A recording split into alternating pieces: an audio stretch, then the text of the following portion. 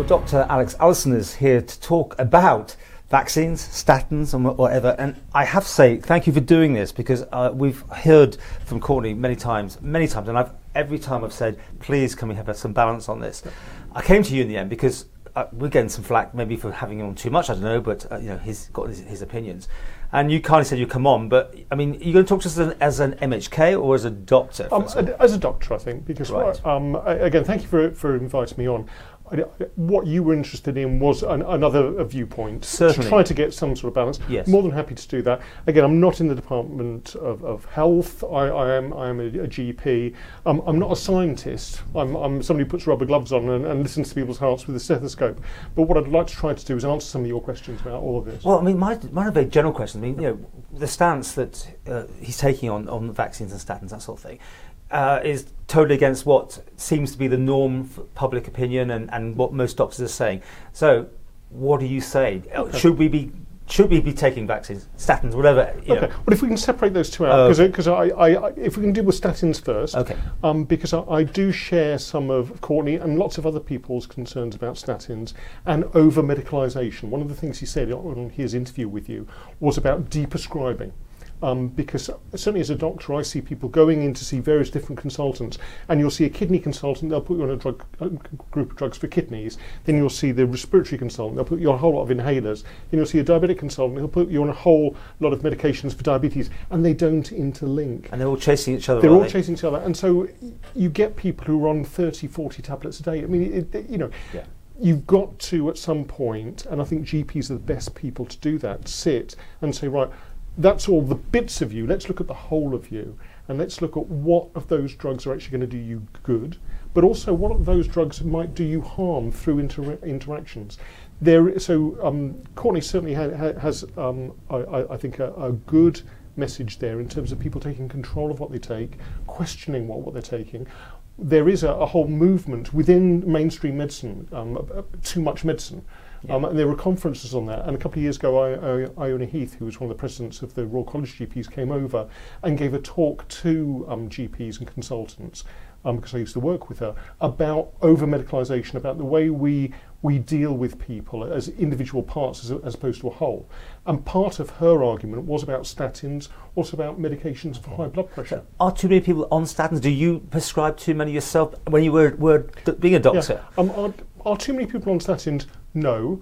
Are those statins actually going to help them? No. I know that sounds about counterintuitive.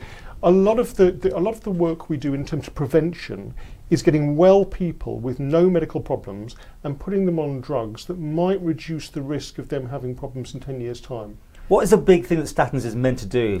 The big thing that statins is meant to do is stop death due to stroke and heart disease, and to try to stop heart attacks, which then can lead on to death. So that's the idea behind it. But we know that if you get well people who don't have diabetes, who don't have high blood pressure, who don't have existing heart disease, you have to treat over 100 of them to perhaps prevent one heart attack. So the worried well would like to take it. It's like taking a bit of an aspirin each day. A lot of people take that. So I mean, yes, even though they're perfectly okay. Well, aspirin's a whole other side of things. Yes, yeah. Because again, if you get those 100 people and you get them all taking aspirin, you may prevent one heart attack, but you may cause 2 stomach ulcers. Yeah. So what it's all about is trying to individualise people's care, trying to make them aware and actually empower them to take what's good for them. Now, if somebody comes to me and they've got a high cholesterol and they're really worried about having a stroke because their mother had a stroke, their father had a stroke, that's their main concern, and they say, can I have a statin? We can do a risk score on them and say the risk you've got is over 10%. Yes, you can have a statin on the NHS. These are the risks, these are the possible complications, but it's your choice.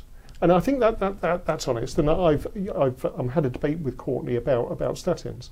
And a range of other diseases, like ones for high blood pressure, that I think is empowering people, because we know that the more medications you have, the more side effects you can get.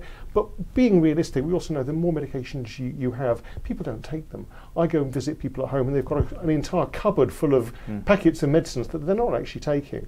That's a huge drain on financial resources and a bit of a waste. Let's get around that by having that serious conversation. Vaccination, different. Well, let's... Okay, vaccination. I mean, everyone's been vaccinated for a long time. Then suddenly it's become one of those things now, should we do it? There's always these dangers or side effects. Yep. Again, that puts worry, doubt, and I know people who watch this thing, that's can be a thing that flags it now. What do you say to them? I'd say vaccinations are safe. I'd say, I mean, I'm very sorry for those people who feel that they've been harmed by vaccines. I've been to one of the public meetings, and there were people there who genuinely felt they'd been harmed by vaccinations, and those should be investigated and treated and dealt with. But from my point of view as a doctor, I recommend vaccinations according to our present schedule. And there's a huge amount of background research and analysis of that says that it is safe. Yes, you can get side effects, but they are serious side effects, are incredibly rare. And we know that vaccination is incredibly important. We know what happens if you don't vaccinate. The incidence of measles has gone up dramatically in Europe over the last year because of low vaccination rates, because of people having doubt about MMR. We've seen a massive increase in deaths in the Philippines, with over 70 people dying, mainly young children, due to a massive measles outbreak. So it's always there.